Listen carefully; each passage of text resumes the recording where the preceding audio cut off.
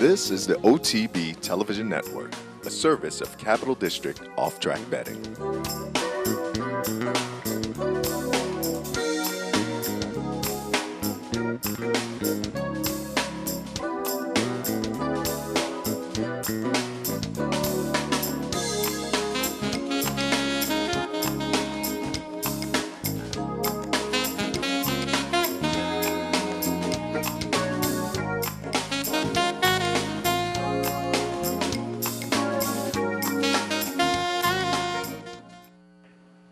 Good morning and welcome to Racing Across America on this Thursday morning. I'm Seth Merrill. Thanks for joining us in here. A little later on, we'll be joined by John DeSilva, racingwithbruno.com. We'll get some of his thoughts on the racing for this afternoon. We'll also take a look out at the nice stakes action they have at Aqueduct on Saturday.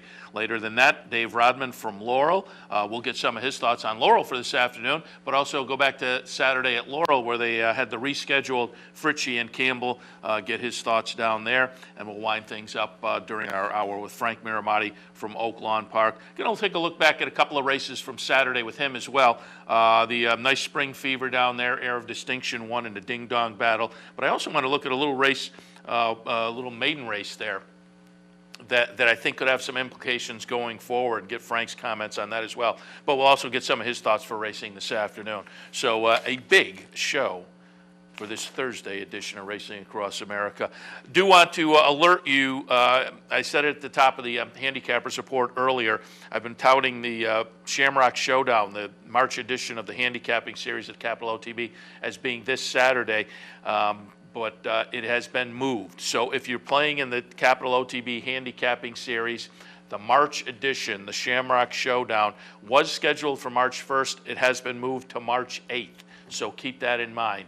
The handicapping series for March, the Shamrock Showdown, right here at the Clubhouse Racebook, 711 Central Avenue in Albany. It is now March 8th, a week from Saturday. So there you have that if you're playing in the contest. And if you aren't playing in the contest, why not? You can go over to CapitalOTB.com. As always, find out more information on the handicapping series.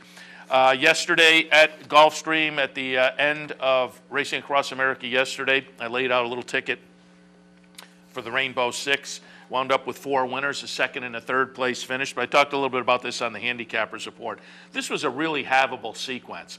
I had 4 winners on top and then a second and a third. In the race where I ran second, the winner was very logical. I didn't have it in my mix, admittedly, but it came in from the AE list, and it was a horse that, as the post time got closer, I put a little win bet on just to kind of back myself up. So it was a horse that was certainly very playable there.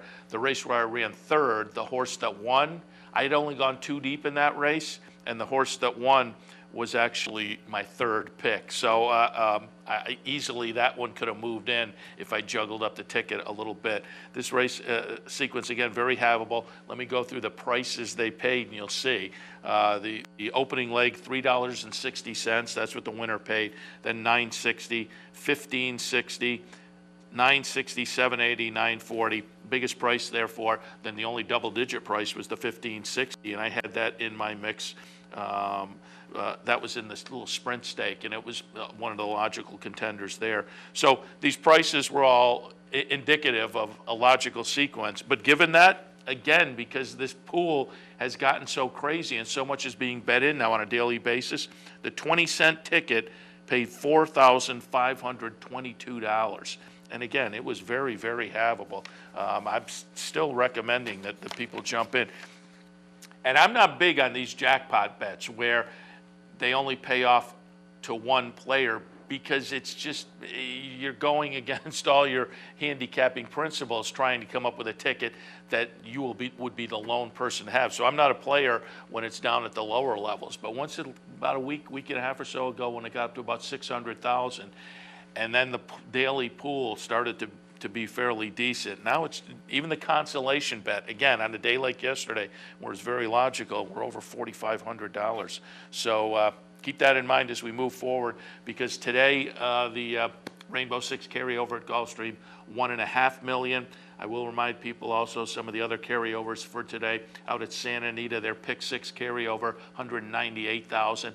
And I would think with a few days off to look into this, that pool will grow quite a bit. So against Santa Anita today, the pick 6 carryover, 198. Down at Fairgrounds, they're pick 5, and that is a jackpot bet, but it's getting up to one of those levels where it could be a little bit interesting. I believe it's called the Black Gold 5 at Fairgrounds, now at 414,000.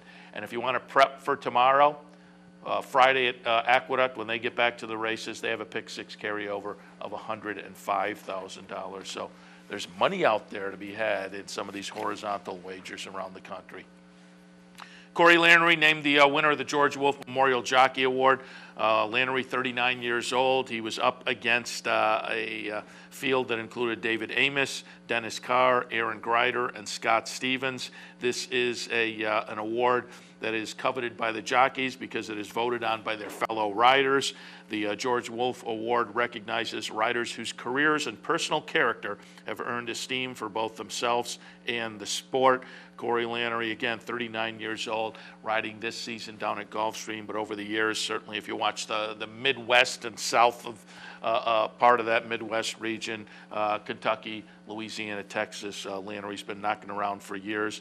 He is a talented guy. He's one of those workaday guys that has had some meets in recent years that have been very, very noteworthy. And so he is a guy who, again, it's particularly if you watch Kentucky over the years, you're certainly familiar with Corey Lanery, but he's the winner of the George Wolf. And typically they give it out live. And I read the article earlier, and I think it said, Lanery is expected to accept his award at Santa Anita in March or April. They hand it out typically in the winner's circle at some point during a race day at Santa Anita. And I'm assuming because they're saying in March or April, they probably have to work out a schedule with the jockey himself to get out there and accept in person. But Corey Lanery, George Wolf Memorial Jockey Award winner for this year. Wise Dan has gotten back to the work tab. He worked out this past Monday, going 3 furlongs and 36 flat. Charlie Lopresti, very happy with the workout. Said he went in 12s every pole. He was full of himself. Lopresti says it's like he never missed a day. And you know, he got the winter off, as is the typical situation for Lopresti's horses. He was on a Lexington-based farm, just out there enjoying life for a while, but over at Keeneland on Monday, did have a nice workout. Lopresti is now saying, aiming for probably the Maker's Mark, the Maker's Mile at Keeneland in April, but he's got some options, just depending, whether there are some setbacks there. So it's either the Maker's Mile at Keeneland in April, could be the Woodford Reserve at Churchill Downs, or even the Ali Sheba at Churchill. Those are both early May as opposed to the April race at Keeneland. But I would expect the Keeneland race is probably where they're going to aim. That was the pattern they've had in years past. He's gone on to say, looking to do perhaps the same schedule as last year, but he says, maybe when we get to Saratoga this year and he trains really well on dirt, I wanted to try him on dirt there last year. So Saratoga this year, which is already shaping up to be a lot of fun. You have to think Will Take Charge, Mucho Macho Man, Lee, Normandy Invasion, but now Wise Dan coming up there and potentially trying the dirt, the Saratoga season, and the handicap division could be an absolute blockbuster this year. Speaking of the Rainbow Six, we talked already, and in fact the other day we watched that DQ from Saturday, which cost one bettor the entire pool, $1.3 million on Saturday, and I can't even imagine what that had to feel like for that person. But the racing gods being what they are, as they taketh away, they giveth as well. There was a story out there on the internet, Standardbred Canada, the website that focuses on harness news mostly, but they tracked down a gentleman who benefited from the disqualification on Saturday. So one person saw a $1.3 million ticket in a few minutes go from $1.3 million to garbage, essentially. Another guy ran second under the finish line, but on the DQ got put up and collected $183,000. He actually had a dollar ticket. He had a $72 play, but he was playing his ticket at a dollar increment. Now, given that, the articles and the comments that people wrote there were a couple articles about this out there, and the comments were kind of saying, well, this guy's a little bit crazy. He was playing against himself because, again, that Rainbow Six, the whole pool only pays to a single ticket. So and it's a 20-cent increment. So if you have a $1 increment, you now have 5 tickets on each combination. So you're playing against yourself, pulling down the whole pool. Now, as it turns out, according to Andy Byers' article in the Washington Post, there were 8 winning tickets. This gentleman had 5 of those. So even if he played at the 20-cent increment, he wouldn't have pulled down the entire pool. So it worked out for him. But I would love to know if he either didn't know the rules, or I think it's more likely, I really believe he might have done this intentionally, thinking he had a fairly logical ticket and therefore was trying to have multiple plays. Like that combination yesterday, as I say, was a fairly logical combination, paid $4,500. You invested a dollar there, you're now upping that, you're coming up with, the better part of $30,000. So I'm wondering if that wasn't his thinking. He was thinking, my combinations are fairly logical, I'm not going to be the lone ticket. And why I think that is because, yes, there was a $35 horse in the sequence, and then the horse that got moved up on the DQ was an $80 horse. And you look at the prices and you think, how did this guy not think he might not pull down the whole pool? How did he play a $1 ticket as opposed to 20 cents and have the potential of knocking himself out of that $1 million payday? If you look back at the morning line, the $35 horse was 10-1 on the morning line. The $80 horse was only 12-1 on the morning line. So as he put his ticket together, he may have thought, these are fairly logical combinations that will not allow me to be the sole winner. So, and I'm wondering if that was his thinking. They found the guy, and they kind of, got a little bit of his story, but they didn't delve into that. I would love to know if that was intentional. I'm tending to think it probably was. I mean, it sounds like this guy is a savvy bettor. He made a $72 ticket that pulled down the pool pulled down the consolation payoff 5 times and got $183,000. I'm assuming he wasn't anticipating a $35 horse and an $80 horse. He was probably looking at the morning line odds. Now, he would have kicked himself had he had 5 tickets and been the only winner. He would have got $183,000 and left, $1 million on the table. But as it turns out, it worked out just the way he was anticipating, even better. I'm sure he wasn't looking at a $36,000 payoff. But again, it's just they're the racing gods. One guy loses $1.3 million. Somebody else, because of the DQ, walks away with $186,000. Notable over the past day or so, there have been some notable announcements as far as racing on TV. The Santa Anita, the Big Cap, Santa Anita Handicap has been added, and we talked about this yesterday, to the Fox Jockey Club Tour, the Fox Sports series. They added the Big Cap, but there was also announcements coming out of NBC Sports. NBC has signed on for the Kentucky Derby. They will continue the Kentucky Derby broadcast for the next 10 years, so that's good news for the Derby. They're locked in to NBC through 2025. And Florida Derby and the Santa Anita Derby will air live on NBC Sports. And Jenny Reese, in fact, had a column on her blog on the Courier-Journal before this announcement came out, obviously saying, where are the dirt preps for the Derby as far as mainstream TV? Because certainly we had a couple this past weekend that could have made TV and been very exciting. And they weren't lined up. The Jockey Club Tour was not, they have bluegrass, I think, but obviously that's on synthetics, and that's pretty much the only Derby prep they have. So as I say, Jenny Reese was kind of lamenting that we weren't seeing many of the Derby preps, and certainly not on dirt. But NBC fills the void. They're adding the Florida Derby and the Santa Anita Derby to their NBC Sports schedule. All right, that'll take us to our first break. When we come back, as noted earlier, we're going to be joined by John DeSilva. He'll give us some ideas for this afternoon. He joined us, of course, last Thursday. Went 2 for 3 last week. We'll see if he can keep up the hot streak. We'll also take some ganders out at the weekend racing at Aqueduct, including the Tom Fool, the Top Flight, and the Gotham. All of that coming up with John DeSilva right after this.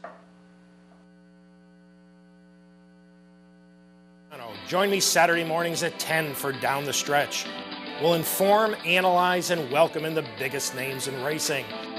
So join me Saturday mornings at 10 for Down the Stretch, right here on the OTB Television Network. I got it. Watch me. I got it. Hey! I got something that makes me want to shout. I got something that tells me what it's all about. I got a move that tells me what to do. If you don't, brothers and sisters, then you won't know what it's all about.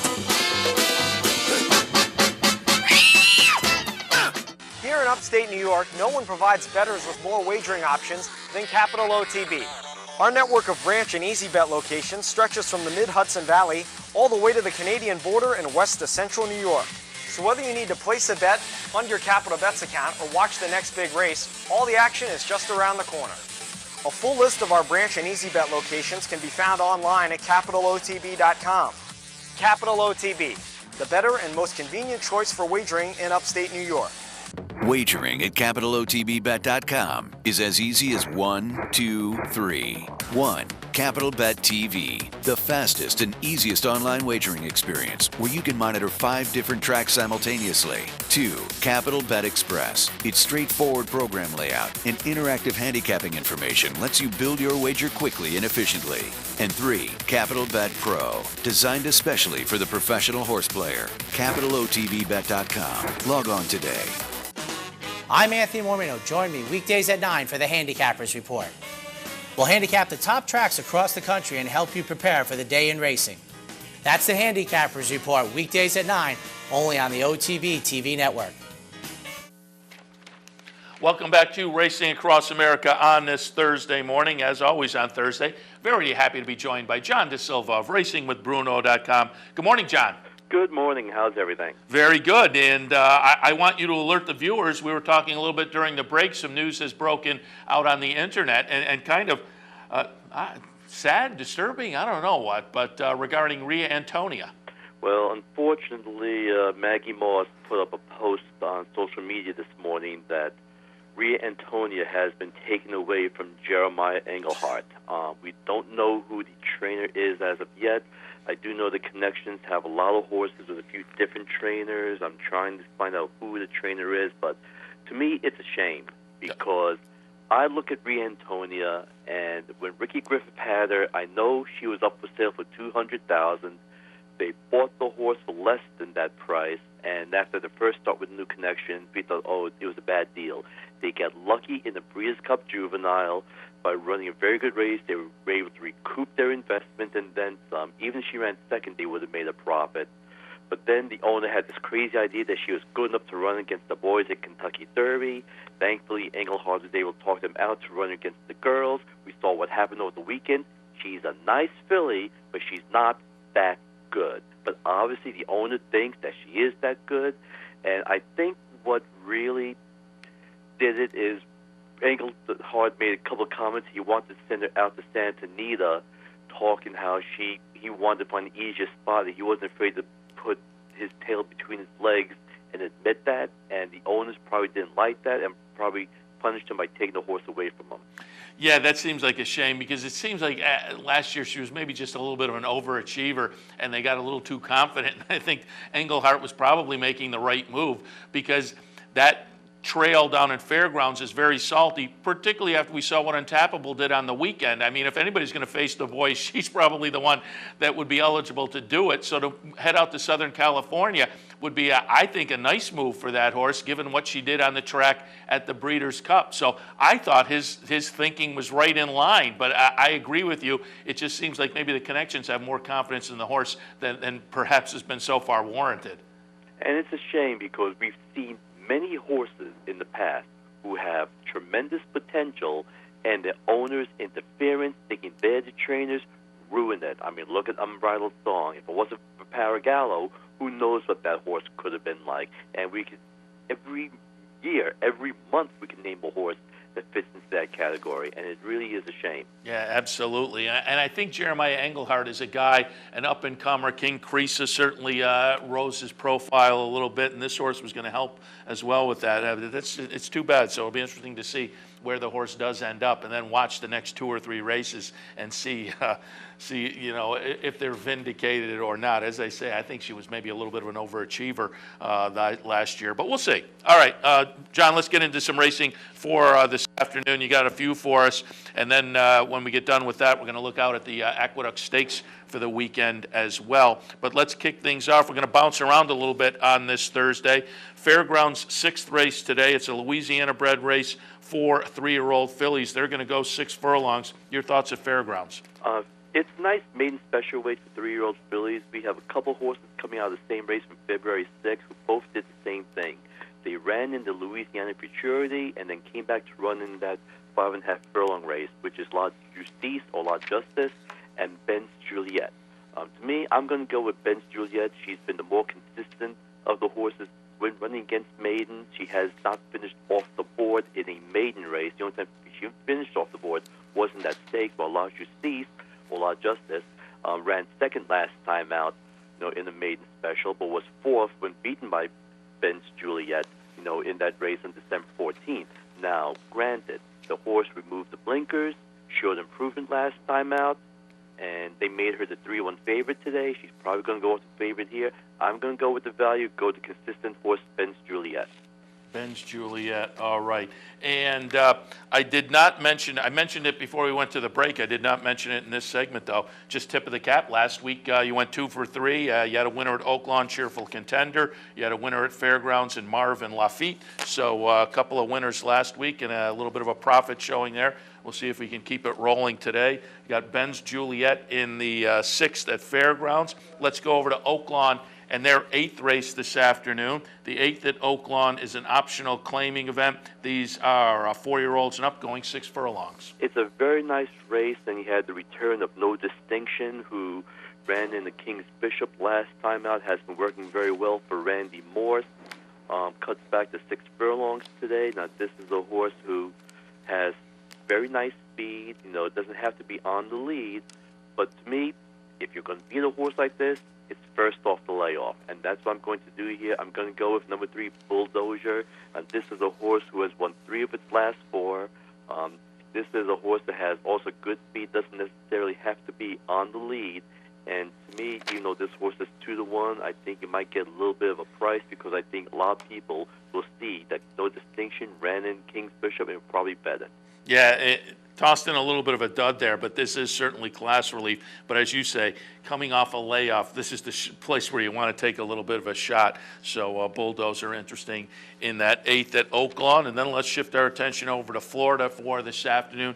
Kicking things off at Gulfstream. Their opener today is a starter allowance at the $50,000 level. Fillies and Mares 4-year-olds and up. Scheduled on the grass at 1.16 miles. Jeff Carl was on the Handicappers Report earlier, said he looked up the forecast, and there's a chance of rain, but maybe it'll come a little later in the day, and this one will stick. What were your thoughts in the opener? I'm looking at this race. I know turf races lately have been good for horses on the close to the pace, but sometimes, that they may overcompensate and go a little crazy, and if it does rain a little bit, it might soften things up and set it up for horses coming off the pace. So I'm going to go with number 7, Yes, It's Pink. This is a horse who ran in the slop last time. I went off as a favorite, was beaten 22 3/4 lengths. But if you look at the grass races, even though the horse was 7th in the last grass start, was only beaten 2.5 lengths. And this horse is always finishing well in the end and will be up there in the end. And I think at 8-1, it's tremendous value. Yeah, exactly. And you wonder if that the morning line isn't based on that last race, which might darken the form a little bit. I think the grass races prior to that fit very well with this field. And so getting back to the grass, this one certainly looks live in here. And if that 8-1 price holds up, becomes very, very attractive. All right, John, let's look out at the weekend at Aqueduct because it's a nice stakes card. In a few minutes, we'll get to. Before I do that, let me get some opinions. I was going to say, we'll in a few minutes, we'll look at the Gotham, a nice 3-year-old race this weekend. But, of course, we had a couple of nice 3-year-old races last weekend as well, Risen Star and Fountain of Youth. What was your takeaway from those two? Well, with the Risen Star, I did like Intense Holiday, and I was very glad that horse was able to get up for the victory. I mean, it tells you something when Todd Pletcher and Starlight was able to convince Mike Smith to come out there to ride this horse, and the horse did what it was supposed to do, should improve off that effort. I mean, Figure's in trouble, nice horse, but I don't know, even with the trip that it had. This horse is a Derby contender in the long run. Albano, related to Mark Bolesky, could be a very nice horse down the road. We'll see what happens. And then in Florida, it drives me crazy when racetracks speed up the racetrack and make it speed favoring and make it very difficult. I mean, Top Billing ran a tremendous race, finishing third. I mean, granted, the horse wasn't that close to the top two at the end, but still ran the final 5/16 of a mile in 31.07 seconds. And the only other horse that was close to that was East Hall, who ran fourth, who went 31.47 seconds. I mean, to me, both those horses should improve for the Florida Derby if they decide to go. Even though if it was me personally, I would send East Hall someplace else for easier class relief, someplace like Sunland. But the top two horses in the Fountain of Youth, I would definitely go against them. Yeah, and Top Billing, looking at the pundits putting out their Derby dozens and whatnot over the past few days, including a couple that came out just yesterday, Top Billing did not lose anything in that race. He was right at the top of a lot of the lists and did not move down at all. So I think the track bias certainly played into the thinking of a lot of people. And I forgot to mention, I said you were 2 for 3 last week, and I was focusing on the Thursday races, but we looked out at the weekend stakes races, and you did mention Intense Holiday, so another winner to tip our caps to you towards from last Thursday. Now let's see if we can get some more looking at Aqueduct on the weekend. The Tom Fool handicap will kick things off stake-wise on Saturday, Aqueduct. Grade 3 event. These are 3-year-olds and up. They will be going 6 furlongs. And obviously the horses that are going to attract some attention here, Strapping Groom and Candyman E. And John, while we talk, we're going to look back at the Gravesend. Strapping Groom, a convincing winner back on December 21st right here at Aqueduct. And that seemed to be a rebound that I was kind of waiting for, validating the talent that this one showed in the Forgo up at Saratoga back at the end of August. It seems like he's recaptured his form, wound up missing the toboggan. Subsequently in the toboggan, Candyman E won that race. So again, it looks like these two are going to attract a lot of attention. I'll be very curious to see what Jacobson decides to do. He is part owner in both horses. The Strapping Groom, he did miss the toboggan because of a foot injury. Hopefully, he has recovered, that he's okay. If not, I definitely expect Candyman E to go. It wouldn't surprise me if he scratched one of these horses. I think the key to the race, though, is what Rudy's horse he decides to do, that Cap. Because even though I don't think this horse could win, this is the horse that has enough speed that could give trouble to either one of the top two choices. Now, last time out, Chucky Lopez was able to stalk the pace and catch that Caps at the end. But with Strapping Groom in the race, this horse could really drive each other crazy. And if there is a speed duel, then a horse you may want to look at is Saturday's Charm. I mean, this is a horse who was a beaten favorite last time out, but did finish pretty well to be second. And I think after that race, Asmussen decided to give it a little time. And now with a couple months of rest under his belt, if there is a speed duel, this is the horse that's a semi-decent price who you might want to use just in case. With one of the Ortiz boys on board, that can't hurt either. Got that right. All right, let's look out at a little later on the card on Saturday, the Top Flight handicap. These are fillies and mares, 3-year-olds and up, going 1 1/16. Grade 2 event, $200,000 purse. Field a half a dozen. And pulling up some video here, looking at the ladies' handicap last time, Teen Pauline is going to win very convincingly at about 3-2 back on January 25th. And I said it as we went into the affectionately in the ladies' handicap. Teen Pauline, a horse that just talent-wise just didn't seem to get over the hump. Now she's strung a couple together, but they were ungraded stakes over the Aqueduct Inner Track. She does have a chance today to put tomorrow or Saturday, a graded stakes on her resume, and it just seems like maybe she's finally coming into her own a little bit. But what are your thoughts on the Top Flight? She's finally come into her own. She knows what to do, but there is one difference: the quality of the races that she was beating. There was no horse that she beat that had the credentials of Summer Applause. I mean, this is a horse who is a graded stakes winner. Summer Applause won the Top Flight last year. I mean, she is coming into this race very well for Chad Brown. Hasn't run since running in the Breeders' Cup Billionaire Sprint, but if Chad Brown has this horse ready to go, she should win this race. Yeah, again, it's a short field, but it's one of those that's kind of compelling with some storylines in there, centering for Albatrani and Darley.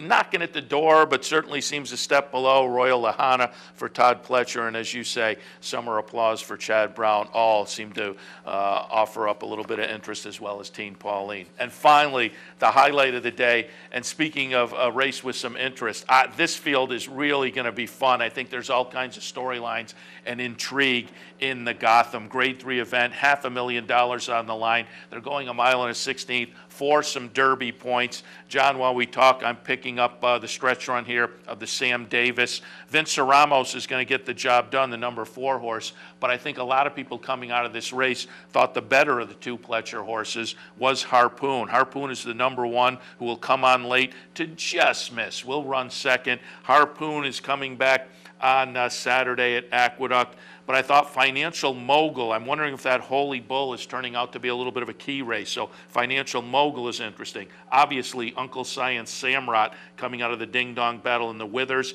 And I just have to believe Noble Cornerstone is better than that race we saw in the Sam Davis. But really a fun, intriguing race. What's your thoughts? What are your thoughts on the Gotham?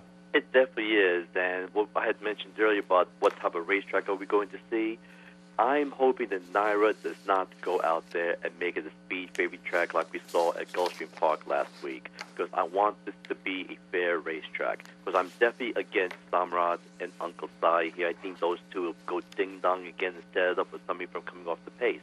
Now, first off, we had to let you know that Monopolize will be scratching out of this race for Top Pletcher, and will be racing in a race down in Florida, so it's going to be a field of 10 now. Looking at this race, handicapping-wise, I do like Financial Mogul. I mean, it could be a key race, the Holy Bull. This is a horse who comes from off the pace successfully. You get Sean Bridgman coming in. Intriguing move by Rick Violet, sending this horse to Fair Hill after the Holy Bull, getting the horse used to cooler weather and training over that artificial surface that they have at Fair Hill, trying to get this horse in shape, ready to go. So I think Financial Mogul and Harpoon, if you want a horse coming from off the pace, could be very dangerous. Now, if you want also Noble Cornerstone, I have no problem with that. I mean, they took the blinkers off last time out, and that was a disaster. The horse showed absolutely nothing. The horse ran in blinkers first to start of the career and ran very well. The blinkers comes back on. Sleepy the Sormo gets them out again, and Noble Cornerstone, unfortunately, is coupled with Samrat, so you're not going to get any value there. But this is a horse I would definitely be using as well. But if you want a horse coming from closer to the pace, let's look at a horse like Extra Sexy Hipster. I mean, this is a horse who has won 2 in a row, tries 2 turns for the first time. I think that's a horse who could be running pretty close to the early pace. And I would also look at In Trouble. Tony Dutrow, it's a little surprising. He's making a move like this. Horse trying 2 turns for the first time, hasn't run since September, but has been running very well. When I see a Dutrow make a move like this, I need to pay attention. Yeah, and we talked about Extra Sexy Hipster a little earlier in the week. That's one that might float under the radar that could be intriguing as well. As I say, it's a fun race, the Gotham, on Saturday. John, as always, we appreciate the visit. Again, nice week last week. We'll see if we can keep the roll going. So good luck this afternoon. We'll talk to you next week. Thanks a lot. Take care. All right, John DeSilva from RacingWithBruno.com. We'll come back after the break. Dave Rodman from Laurel Park. Stay tuned. The future of online betting is here, and only at the all-new CapitalOTBBet.com. CapitalOTBBet.com delivers a state-of-the-art wagering experience found nowhere else in horse racing. CapitalOTBBet.com. Log on today. Fascinated by the world of horse racing? Interested in honing your handicapping skills? Class is in session. Night school, Monday nights. Easy to access online. It's free, interactive, and informative for the casual and serious race fan. Horse Player Now Buzz. Live horses to watch emailed to you daily. Our eyes, your prize. Night School in the Buzz. Visit horseplayernow.com for details. Each morning on the OTB TV network, you get the very best in horse racing programming. Weekdays begin with the Handicappers Report, where professional handicappers share their selections and analysis of the day's racing. Followed by Racing Across America, a daily conversation with racing personalities from around the country. Saturdays include Down the Stretch, where Mark Casano speaks with the biggest names in racing. And Sunday mornings, it's Loose on the Lead, where Steve Bick and I offer news and a unique lineup of weekly guests. All here on the OTB TV network. Funding your Capital OTB bet account is as easy as 1, 2, 3. 1. Easy Money. Clearly the fastest and easiest method of depositing funds into your account. Make deposits or withdrawals in just minutes. 2. Green Dot Money Pack. Gives you instant access to your funds. Green Dot Money Packs are available at thousands of retailers nationwide. And 3. MasterCard Visa. Simply click on the link from the funding page, enter your account information, and fund your account. CapitalOTBBet.com. Log on today.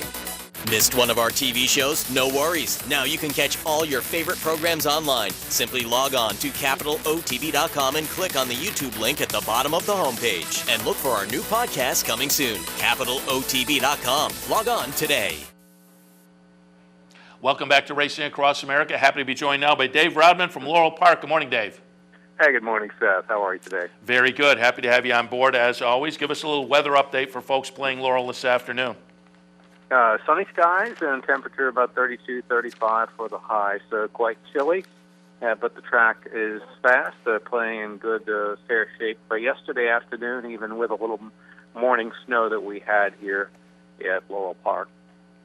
And should alert people, you have a Pick 5 carryover, $34,000. Yeah, it keeps growing. Not hittable, certainly not the Rainbow Pick 6, but, not that big a pool to shoot for. But it's 50-cent wager, and with a 30,000-plus carryover, I think probably worth playing at this stage, and especially today with some wide-open races. And we should also note news over the past few days. Trevor McCarthy sitting out a couple of days. Does he come back tomorrow? Saturday. Saturday. Yeah, he was out yesterday, today, and tomorrow, and he'll ride Saturday's card, a 3-day suspension by the stewards. All right. And riding infraction earlier last week. And so he'll be back on Saturday. All right. Before we get to some action for today, I just wanted to go back to last weekend and get your thought on the two stakes that were rescheduled. And, of course, we talked last week, the reschedule and the redraw. The fields changed up a little bit. Certainly the quarantine over at Parks that affected one of the races, and the other one, some of the contenders just decided to go in other directions. But, boy, the two races still wound up to be fun, ding-dong battles. We'll watch the stretch drive here of the John Campbell. Managed to Count was the 30-cent to the dollar favorite. That is going to be the one horse. But Victor Santiago on Behemoth, about mid-stretch, you don't think the number 4 is going to be up there and be able to get it done. But Victor Santiago never quits, and Behemoth just gets up to nose the chalky favorite in here. Pretty nice effort from Santiago and Behemoth. Well, if horses ran like numbers, I guess we wouldn't have to run them in the afternoon and play them, because certainly the odds-on favorite, the Nest Barn, on the lead in the stretch, had all of the figs over everybody else. And one would expect on paper, if Behemoth ran true to his form, that he would be closer to the pace. But trainer Claudio Gonzalez instructed Victor Santiago to take him back pretty much to last position, I believe he was, down the backstretch in the small field, and make one run at them, thinking that if they ran with a 3-5 favorite, as good a horse as he was, they'd get nothing. They'd really take the starch out of him. So kind of a different change of tactic there. Victor Santiago fully extending that runner through the stretch. Behemoth was kind of on the left lead, didn't think he was going to get there, and finally persevered to get up in the final jump or two to beat the heavy chalk there in the Campbell. And Claudio Gonzalez, by the way, there was back-to-back wins for him. I can't remember whether he won the next race. I believe it was a race prior and the Campbell. But he's very hot here right now. He won a race yesterday on the program. Trainer Claudio Gonzalez, barn really heating up, kind of the way they did last winter here at Laurel about this time. All right, we'll keep our eyes on him. And speaking of the pace and changing up tactics in the Campbell, well, they did the same thing in the Fritchie, but the other way. I talked to Andy Serling at the beginning of the week, and obviously these being New York horses, he was watching the Fritchie over the weekend, and we were commenting on jockeys how it just seems now they don't have the clock in the head, they don't get out and get aggressive, and he gave a tip of the cap to Rajiv Moran, my Wandy's girl. That will be the number 4 horse, who knew, the connections obviously knew they could not let the Linda Rice La Verdad get away. And so Mirage goes out and engages La Verdad early, and then these two will kind of duke it out down the stretch. Will be number 4, Wandy's Girl, getting it done, La Verdad second. And the horse I thought was interesting just because it was Marty Wolfson shipping north. Centrique winds up third, but they're all right there at the wire. Yeah, it was an excellent race. I mean, in the original draw of the race before the park's quarantine prevented some horses from coming in, I think, you would have seen a different kind of race from my Wandy's Girl, taking way back off the pace and making one run. But Winning Image, who is a speedster from Parks, could not ship down because of the quarantine. And you're right, it was a very smart ride by Mirage, a lot closer than we thought he'd be down the backstretch. And as I said in the handicapping show with Keith Bustel that morning, somebody's going to press. Gotta make the decision to press La Verdad up front. I use the old Dr. John song. I'm dating myself, 1973. If I don't do it, somebody else will. So somebody's gotta go. And certainly Raji was very smart in sending that fresh mare up to challenge La Verdad early. And Centrique made a run. I mean, I thought she was a very credible third of the race. Good effort down the stretch for a moment there. I thought she was going to get there deep on the outside, but all credit to my Wandy's Girl trainer, Michael Hushin, now with 3 wins in the Barbara Fritchie handicap. So he won with Harissa and another filly, name escapes me, a couple of years ago. I think Golden Dawn was her name. A couple of years ago here at Laurel. So Hushin, always tough coming down to Maryland. Yeah, 2 very nice competitive, fun races coming under the wire. All right, let's take a look out at today. Got a couple of minutes left here to give some suggestions for Laurel Park on Thursday. And first up, you're going to look at this third race, little maiden special. This is a fun little race. Field of 8. I think there should be some nice value there. They're all lightly raced, and we have one first-time starter, in fact. 3-year-olds going 6. What were your thoughts on the third? Well, Monkey's Medal from the Tim Keefe barn, number 3, Journey to Penn for the debut. Kind of a little bit semi-steam. Word was out on this runner that evening, and I'm lucky I didn't have any money in my account because I was about to play there. He's 9-1, and he finished third in the debut run, but had an excuse in the race, was off just a beat slow leaving there.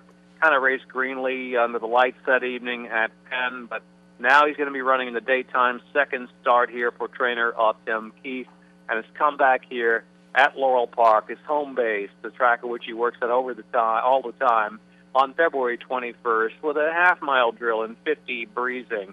Same morning, half-mile drill on the good track, 50 breezing.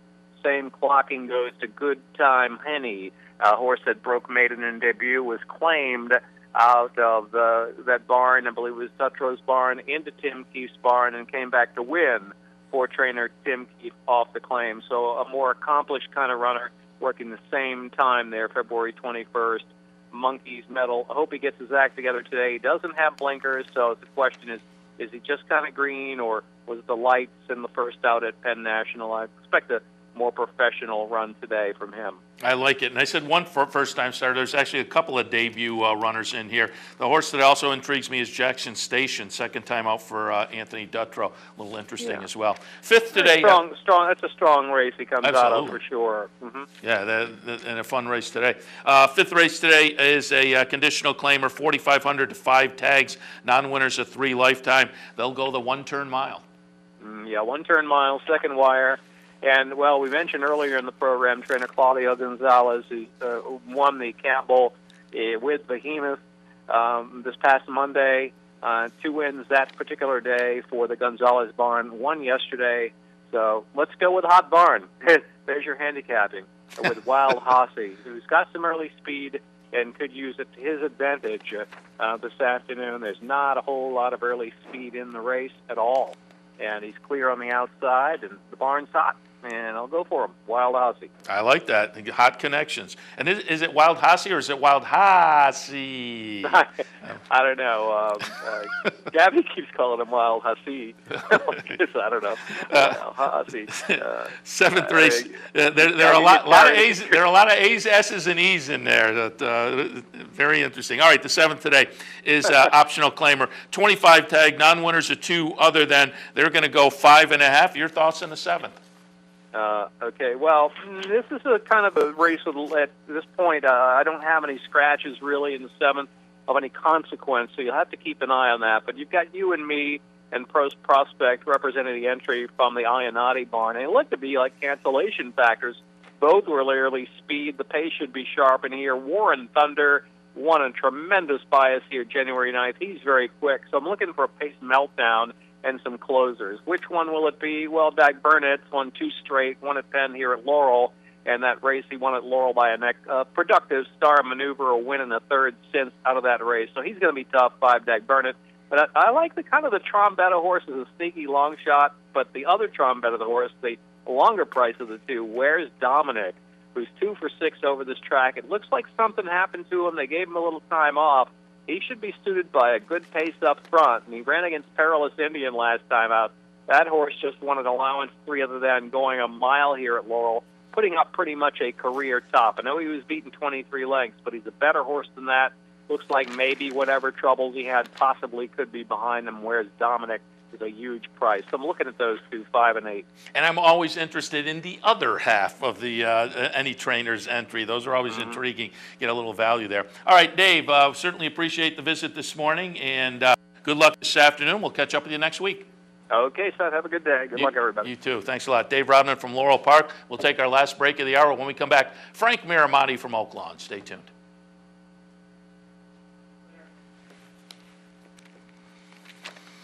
1, 2, 3. 1. Easy Money. Clearly the fastest and easiest method of depositing funds into your account. Make deposits or withdrawals in just minutes. 2. Green Dot Money Pack. Gives you instant access to your funds. Green Dot Money Packs are available at thousands of retailers nationwide. And 3. MasterCard Visa. Simply click on the link from the funding page, enter your account information, and fund your account. CapitalOTBBet.com. Log on today. Here in upstate New York, no one provides bettors with more wagering options than Capital OTB. Our network of branch and easy bet locations stretches from the mid-Hudson Valley all the way to the Canadian border and west to central New York. So whether you need to place a bet, fund your Capital Bets account, or watch the next big race, all the action is just around the corner. A full list of our branch and easy bet locations can be found online at CapitalOTB.com. Capital OTB, the better and most convenient choice for wagering in upstate New York. Each morning on the OTB TV network, you get the very best in horse racing programming. Weekdays begin with the Handicappers Report, where professional handicappers share their selections and analysis of the day's racing. Followed by Racing Across America, a daily conversation with racing personalities from around the country. Saturdays include Down the Stretch, where Mark Cassano speaks with the biggest names in racing. And Sunday mornings, it's Loose on the Lead, where Steve Bick and I offer news and a unique lineup of weekly guests. All here on the OTB TV network. Wagering at CapitalOTBBet.com is as easy as 1, 2, 3. 1. Capital Bet TV, the fastest and easiest online wagering experience where you can monitor 5 different tracks simultaneously. 2. Capital Bet Express. Its straightforward program layout and interactive handicapping information lets you build your wager quickly and efficiently. And 3. Capital Bet Pro, designed especially for the professional horse player. CapitalOTBBet.com. Log on today.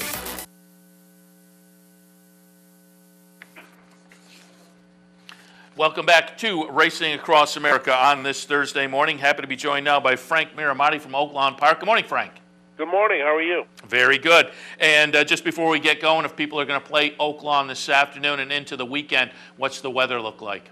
It's beautiful. Track is fast. Everything's ready to roll. All right. And you have some thoughts for us for this afternoon, but before we do that, I just wanted to go back and look at a couple of races from this past weekend. Nice stakes race just to touch on. But also on Saturday, there was a little maiden special weight event that I thought was kind of interesting and then relates to tomorrow as well. The race that was won by Brewing, and I heard your simulcast comments. You liked Brewing coming out of the 4th place finish behind Paganol. That day running second was Street Strategy. Coming out of that race, there were some horses that had run very well already. You were anticipating Brewing to run well. We'll watch the stretch run here as we talk. And again, going back to Saturday, number 4, Brewing does get it done under Norberto Arroyo for D. Wayne Lucas and does it pretty nicely. And again, I bring this up in relation to a race tomorrow because Street Strategy, who again was second in that race to Paganol that Brewing had come out of, Subsequently, Street Strategy came back and won pretty nicely to break his maiden, but now he comes back in the 8th race tomorrow on Friday. So it all kind of comes together, and Street Strategy, I guess, coming out of the race tomorrow, if he runs well, could get onto the Derby path. So that Brewing race was kind of interesting coming out of the Paganol Key race, and then ties in to tomorrow as well. No doubt about it. This is a nice colt. He's by Maimonides, so he's a homebred for the Zayat stables. That has to be extra special. You remember Maimonides was a very highly regarded horse who also was very awesome in his debut. Brewing, needed a little time to get into his zone, but, he ran a very solid buyer number. And for those of you who are into the sheets, I guess the report was he got a 7. Me, personally, I believe the only sheets you need are right underneath your blanket. But nevertheless, it was an impressive performance by Brewing. That was a race that also produced discipline to come back and win by 10. It's been, without a doubt, the most productive race of the meet. And I really am a big fan of Street Strategy. I was surprised Brewing was such a good price that day, but the race actually came up pretty deep. The horse who ran second in their back-off buddy ran very well. He was completely left at the start, and he won't be a maiden much longer. But Brewing, very nice, very sharp, and he showed the way in that very good race on January the 11th. I'm looking forward to seeing Street Strategy because he's taking on older competition tomorrow. He's even money on the morning line, and I have to believe he'll take care of business there. And again, they come out of that Paganol race, and I'll be interested to see what Paganol does next, because given that race, I was expecting a little more than he showed in the Southwest. Well, the Southwest was a tough race. Yeah. What happens is you end up getting these really nice horses in there, and now you get a horse with just one start under his belt. It's a very, very tall order, even when they just go to allowance company. So, that was a very interestingly run race to Southwest. It was not an easy one to call. They were so clumped together that, you just needed everything to go your way in order to be a major factor. And the winner, of course, won by a block. Yeah, as I say, they were ambitious, and I will be interested to see where they go next with Paganol. All right, let's now take a look out at the stakes race last Saturday, just because it was a ding-dong battle. And while we talk, Frank, we'll watch the Spring Fever. 18-1 Chortle in the stretch. The number 2 horse looks to be home free, perhaps, as Air of Distinction, the 2-1 favorite from Asmussen, kind of is fading a little bit, but number 4, Air of Distinction, then gets going again under Ricardo Santana, who is having a very good meet, and why not, being teamed up with Steve Asmussen. But Air of Distinction gets up late to take it by a nose. That was a vicious beat if you had Chortle. Air of Distinction was my best bet of the day, so I was certainly happy for the fans who backed her. She is extremely talented, and her race, I thought she was beat at the top of the stretch. I mean, when you get past and now you're third at the 8th pole, it's hard to come back from that situation when you're second before then. Chortle, I mean, that is as bad as it gets if you had that horse to win. But Air of Distinction, she is a runner. She has marched through her conditions, and I think Steve has done a fantastic job with her. And you can't say enough about Ricardo Santana Jr. On one hand, yes, he's riding the Steve Asmussen horses, but just like the jockeys that end up riding the favorites around the country, he has earned that position, and he has delivered. That was his 5th stakes win of the meet. This young man is 21 years old. I love his energy. I love when he gets all excited, like he just won, the Breeders' Cup Distaff. When he gets to the finish line, he's got just so much positive energy, and the horses feel that. And the funny thing is, I picked against him in the last race that day, and he was ending up riding a heavy favorite, and I even said in the pre-race, I don't think you're going to be able to stop this young man. Once you get that mojo going and you have that energy, the horses literally feel that from the jockeys.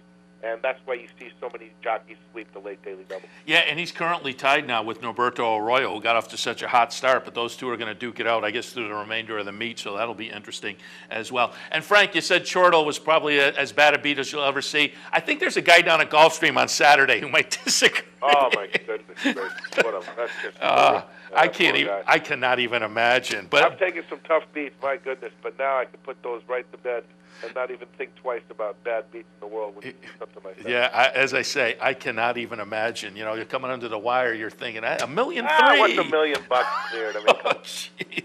All right, Frank, let's get out and look at a few for today, and then you got one for us for tomorrow as well. Let's take a look at the second today at Oaklawn. It's a starter allowance at the 7,500 level. They're going to go 1 mile and a 16th. Your thoughts in race 2?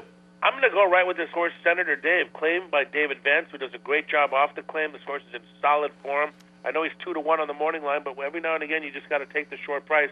I think Senator Dave is the right horse, and the 3 Crooked as Can Be, claimed by Brad Cox. I like 4-3 Colt in race 2 today. All right, we like that, a cold exacta, 4-3. Third race today, it looks like a fun little Arkansas-bred maiden claimer. There are some horses in here who are making their debuts. A few have had a little more experience. They will all be going 5.5. Your thoughts in the third? I'll tell you what, I'm going to take a shot here, and I have no inside information. This is just in handicapping and looking up pedigrees. I'm going to go with number 5, Smoky Jules.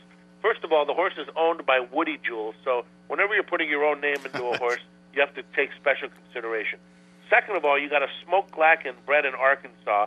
And third and most importantly, this is a mare that earned over $150,000, and all 3 siblings have won. And then the other horse that I was about to pick on top, Miss 7K, was ridden by Shane Laviolette last time out. He ends up on this firster. And again, I know that you don't know what really the story is. There could be a call that was given, a race that didn't go, etc. I think it's very difficult to just handicap what jockeys are doing. But just that fact tells me 12-1. Let's take a shot with the 5, Smoky Jules. I picked the 7, Miss 7K second. And I like Smoke Glacken's first time out of the box. There's a few sires that really attract my attention. He's one of them with precocious runners. All right, the 8th race today is an optional claiming event. These are 4-year-olds and up. They'll go 3/4 of a mile. Your thoughts in the 8th? You got to love Bulldozer. This horse is an absolute professional. He's won 15 of 38. And I'll tell you what, if you listen to the race call on January 16th, it won't be on any of my resume reels anytime soon. I thought he was beat at the top of the stretch, and all of a sudden, he just took off, and he won by 2 1/4. This is a nice horse. These are the kind of horses you have to admire. He is hickory tough. He's done a great job since being claimed by Brett Calhoun. He fires every time. And, you know, the other horse, obviously, next to him is the one you have to worry about, No Distinction, who won 2 very good races last year, back-to-back, breaking his maiden here and then going out to Churchill. But I'm going to give the edge to the sharp veteran in number 3, Bulldozer. All right, and before we let you go, we want to get a look at tomorrow. While we were talking during the break, you said you had one that you thought was pretty solid in tomorrow's finale. We already talked about that 8th race tomorrow. Street Strategy is going to be a lot of fun to watch, but then coming up subsequently to that, the 9th race looks like another fun little maiden special weight event. They're going 6 furlongs, fillies and mares, 3-year-olds and up. Which one did you think was the one to key on in race 9 tomorrow, Friday? She's the 9-5 morning line favorite, Ghost Locket. I've been waiting for her to run back. I wish she would be facing some other horses that would maybe come in with some high credentials, because she is a flat-out runner. I was extremely impressed with her debut. Go watch that replay and tell me you want to see anything more than a victory out of a first-time starter than this. She shuffled back, as noted by the chart callers here, and she still finished only 3/4 of a length behind the winner. Mufaja made a big move that day, but in the rematch, I give a distinct edge to Ghost Locket, who draws outside of her today, too. Tomorrow, I should say. And sometimes you just have to take a horse like this at a price. You know, if you get 7, 8 to 5 here, I think it's an absolute gift. All right, so there's one, a lock for the end of the day, and a horse in there that maybe we can get some value boxing up some triples or whatnot, because there's a little bit of a price. The number 7, It's Amori. Henny Hughes is another sire I like with precocious runners. So at 15-1 on the morning line, maybe that one can get underneath for, again, a little bit of value, exactas or triples or whatnot. Absolutely. No, I love that. That's a good angle as well, and certainly a nice mare on the bottom, too. And then the breeders there know what they're doing, that's for sure. All right, Frank, as always, we appreciate the visit, so good luck this afternoon, and with the thoughts tomorrow as well. We will catch up with you in a couple of weeks. Appreciate you so much. All right, Frank Miramarty from Oaklawn Park. A little earlier, we talked with Dave Rodman from Laurel. We kicked things off with the guest, John DeSilva from RacingWithBruno.com. That brings us to the end of the Thursday edition of Racing Across America. We're every Monday through Friday from 10 until 11 a.m. Don't let me forget to remind you, alerted folks at the top of the show, but another reminder, that Shamrock Showdown, the March edition of the Capital OTB Handicapping Series, that has been moved from this weekend to next weekend. So the Shamrock Showdown here at the Clubhouse Racebook is now scheduled for March 8th. You can find more info on CapitalOTB.com. But again, I'm going to wrap up the show a little earlier. Jeff Carl and I were in with the Handicappers Report. We talked Florida Racing Tampa and Gulfstream. During this show, we talked a little bit handicapping Fairgrounds, Oaklawn, Gulfstream. We were hitting on them all. So hopefully during the 2 shows, we gave out some good info. Enjoy the racing this afternoon. Again, that Rainbow Six carryover, $1.5 million. Pick 6 out at Santa Anita, $198 with a few days to bet. That's going to juice up nicely. Down at Fairgrounds, they have a $414,000 carryover in their Black Gold 5. And tomorrow, when Aqueduct comes back, $105,000 in their Pick 6. So again, enjoy the racing. Let's all make some money, cash some tickets. We'll see you here tomorrow.